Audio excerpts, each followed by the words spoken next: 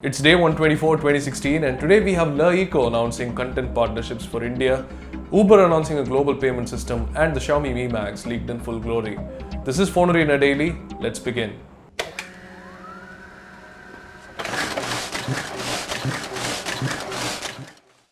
The Chinese manufacturer LeEco announced a new device today, the Le1S Eco.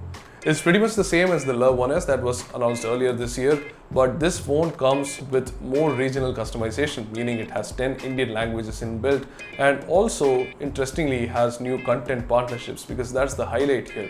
So basically, LeEco wants to replicate its Chinese model here of having local services bundled into the device with live streaming and movies bundled into the Le1S Eco device with partnership from Hungama, Yup TV, and also Eros Now. Now, Hungama is for the music, which will launch later at Q3 along with storage services, but the video and the live TV services will begin after an OTA update to the Le1S Eco. Now, this phone will cost you 9,999 in a flash sale, and that's just the phone. And if you want the entertainment bundle for 1 year, you pay 900 rupees extra. Additionally, you can get the bundles separately too with 499 per month or 4,000 rupees per year.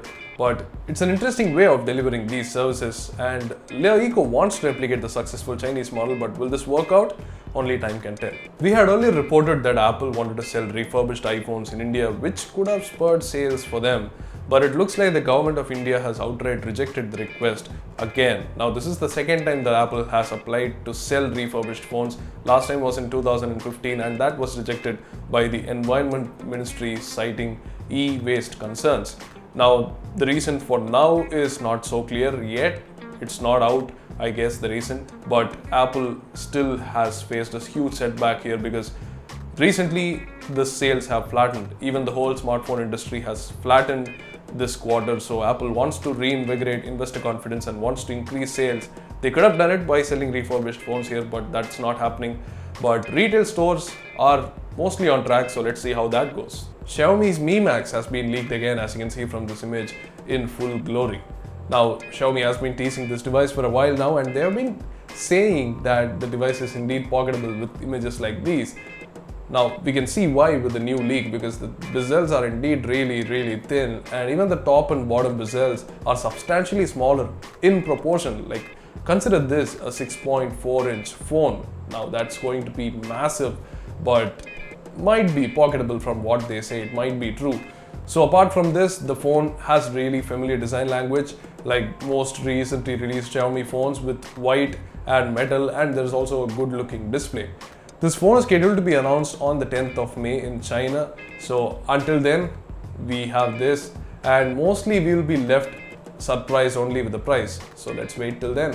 To counter China's Didi Kuaidi, Uber has announced its own global payment system in partnership with Alipay and PayTM.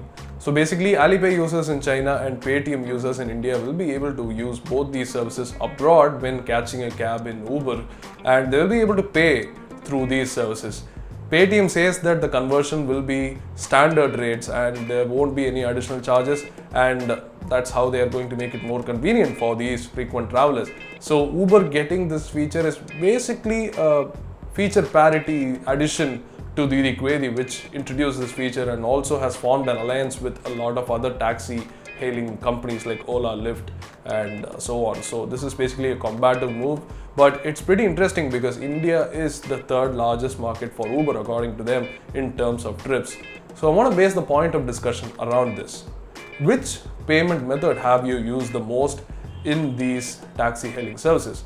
I'd love to hear what you think in the comment section below. And that's about it for today's show. Don't forget to check the deal of the day today. It's in the description.